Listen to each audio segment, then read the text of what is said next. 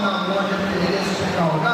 నేను ఇంతకుముందు చెప్పిన ఎన్నికల ముందు ఒకలాగా, ఎన్నికల తర్వాత ఒకలాగా మనం చేసే పద్ధతి కాదు అని చెప్పి తెలియజేయడం జరిగింది. ఎన్నికల